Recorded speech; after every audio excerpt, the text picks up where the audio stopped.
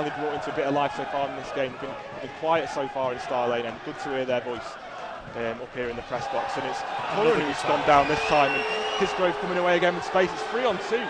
It's disking with Pitaluga, gets shot away to Cole, and does get the shot away. It's a great save in the end from Pitaluga. A low shot from Cole, I think it was, about 10 yards inside the mat box.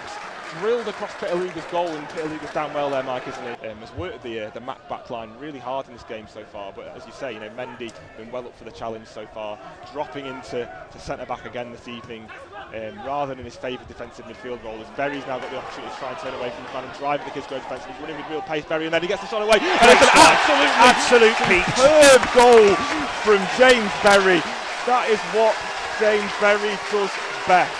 He's taken up a central position, coming off to the right-hand side, driven at the Kidsgrove defence, and it is an absolute stormer of a strike from 25 yards out. Real power hitting the back of the Kidsgrove net, curled into the right-hand side of Kidsgrove goal, and that's just superb, Mike, isn't it? Absolutely. Ryan Brown's got absolutely no chance in the Kidsgrove goal. He's picked the ball up just inside the Kidsgrove half. He's got 3 or 4 players right up his back end. He's gone round 2 or 3, nice little toe, and the way he strikes a ball, the technique and the flair behind the strike. And let's be honest, you've seen most of the games this season, mate. That is picture perfect. That is what an attacking, game-changing midfielder will do. And I think this is crucial for Mac, because in a game where Kidsgrove have probably dominated the attacking presence and phases, James Berry's popped up with an absolute peach on 39 minutes to put Mac 1-0 up. Yeah, I can't reiterate how good that James Berry goal is. Like I say, when we get the excellent highlights from Tom Beresford, no doubt later in the week, that's a really, really special goal. Absolutely, as you say, just to stand his ground and force the fouls. Mendy plays the ball into Clare, and he is brought down in the box, and a little bit of afters off the ball there. And minutes tonight. We've seen that with his substitutions. Oh, he's in. It's a great ball from Mendy into Kengni, and he can't quite get it under control. Ryan Brown's done really well to come out and claim that ball. And I think for me now, Berry's got to put this in the mix. He's setting up with a high line here from the free kick, and it's Berry with the ball in it. It's not a bad ball, and it's clipped in by it's a great ball. Joe Bunney, I think that was for 2-0. Macclesfield FC 2, Kidsgrove Athletic 0. It's an absolutely superb free kick from James Berry. The weight on the ball, the delivery, finding, I think it was Joe Bunney who's claimed it. It's a lovely flick on, to be fair. To be fair, I think Kidsgrove's goalkeeper's got to be asking questions of himself there. I think he's got to come out and claim that. But to be fair to Bunney, the ball in is an absolute pearler. He's dropped it on the penalty spot, and Bunney's just helped the ball on. Just a little glance. Macclesfield lead 2-0. That's all it needed, wasn't it, Mike? It's that little bit of a nod. Like I say, the Kidsgrove keeper was in no man's land a little bit there, really, wasn't it? He wasn't assertive enough to come and claim it. I suppose that's testament to the quality of the delivery from James Berry, isn't it? It's a brilliant ball. Looking good so far in this half. It's Kengni with a lovely bit of skill to try and get away from his man. Can't quite get it under control.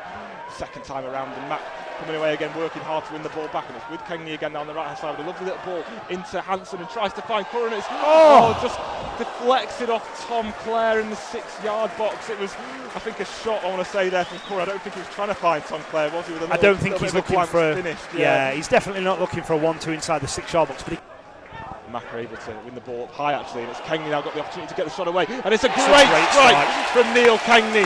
The pressure from Mac forcing the Kidsgrove mistake, falling for Neil Kengni, who's able to drive forward into space and unleash an excellent strike onto the near side of Ryan Brown's goal from just on the edge, so just inside of the Kidsgrove penalty area.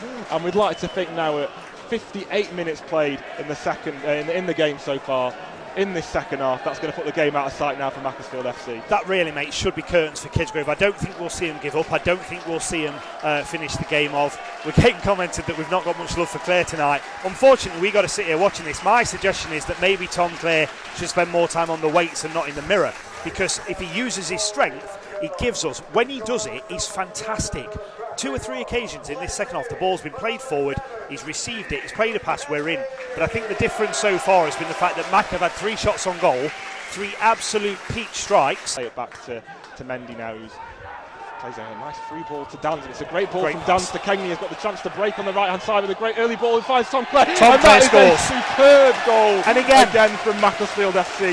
Macclesfield FC 4, Kidsgrove Athletic 0. What a counter-attack that was, mate. Absolutely, and we were saying at half-time, mate, that Tom Clare may not be the best striker in this league with his back to goal, but you put a ball inside that 18-yard box in front of him on a plate, he does not miss, and this is why a lot of people are massive fans of Tom Clare.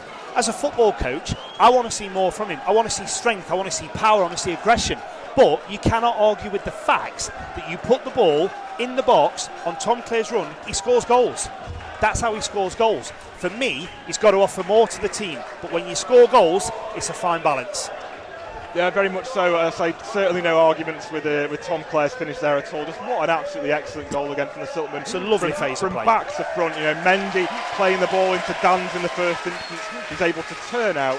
Kengni running into space, getting into the channels on that right-hand side. He puts the ball on a plate with a lovely little low cross coming across the box. And Tom Clare, all he had to do was get a foot away there, wasn't it, to make it 4-0 for the Silkmen. As we're 65 minutes in now inside and does. And Hanson probably needs a bit of support, but he managed to take his man on well. And he does manage to keep the ball and drive into the box, but he's forced back, tries to find Kengni. A lovely little flick to Curran, and it's a great shot from Kengni, and an even better save from Ryan Brown. He had to get low down to his right. This time, Gunshaw looking to cut inside and finds the clip ball to Berry. He's got a lot of space to run into here. Kidsgrove having to work to get back. There's a good early ball for Berry, and that should have been 5-0 for the Silkmen. Great ball of their half for one of the few times we've seen them trying to get the ball forward. It goes quickly on that left-hand side this time, and it's a shot away in the end, and it's a good shot in the end. I think that was from Napa off the left-hand side and just fell short of Pitaluga's post. He would have to the box and just checks back to Murphy that time, all the way out to Danns again on the right-hand side. He's got Kengni in support with him, and Danns cuts in, and it's a decent shot from Neil Danns in the end from just outside the Mac box, forcing Ryan Brown into a low slaver. I think that is, he's gone out there to Danns, who's out in a bit of support and loses possession at the end, and Danns does well now just to try to win it back and drive at the Kidsgrove defence. It's well intercepted, and Pemberton's got the chance to shot away, and he bobbles around in there, and it doesn't quite fall to Maynard. A deflection off a Kidsgrove man. Maynard just in front of it in the end, looking for his 10th goal, I think, of the season in the remaining 5 minutes of this game, and Mac continues to keep the ball under the possession through Murphy this time. It's with Duffy. Nice ball into Maynard. Lovely little one-touch football from Mac. Kidsgrove having to work hard to keep their shape, and Duffy's going to try and get the shot away. Can't quite get it under good Kidsgrove pressure. Finds a lovely little ball through to Maynard, who squares it across the box. Oh, it's a great goal. Absolutely superb goal again from the Silkmen, and it's that man we've been talking about 5-10 minutes ago, Neil Danns, who gets his first goal of the season for the Silkmen. That for me is the goal of the night. Excellent one-touch football on the edge of the Kidsgrove box. They've moved it around, pulling the Kidsgrove defence all over the place, and Neil Danns popping up just on the edge of the 6-yard box for an easy low finish in the end. And I want to say the quality of the goals we've had from Matt this evening have been absolutely outstanding, haven't they? And I think that's the difference, mate. I think when you look at some of the sides in the league, there's a lot of talk about Hanley Town with money, there's a lot of talk about Leek. Kidsgrove have been doing well, 1874 Northwood. They've all been doing well this season. I think the difference is the quality going forward. That, for me, is the goal of the night. Do you know what I mean? It's not a James Berry 25-yard screamer, but there's 7 or 8 players involved in one-touch, intricate passing in and around, and it's a great ball across for Neil Danns to just slide in at the back post. And to be fair, he's worked hard tonight. He deserved his goal. You think he came in, I think he was going to be a defensive midfield player, as Mark Duffy's taking a speculative effort there from 40 yards out, trying to catch Ryan Brown off his goal line there, and trying to Bromfield for Kidsgrove. They look to try and build something down the right hand side. There's opportunity for Napa to get into the box, and he's trying to get free of some good pressure from Bunney, who's there with him. And again, good play from Kidsgrove just to retain possession. It's an early cross that ended up going in. It's a good header in the end from Kidsgrove. Maybe should have dealt with the cross a little bit better on that. This is Macclesfield FC 5, Kidsgrove Athletic 0, and it's been, as I was saying a second ago, an absolutely fantastic second half performance from the Silkmen. First goal coming from James Berry. That was at the end of the first half. A brilliant 25-yard strike from him coming on the 37th minute. A header from Joe Bunney to make it 2-0.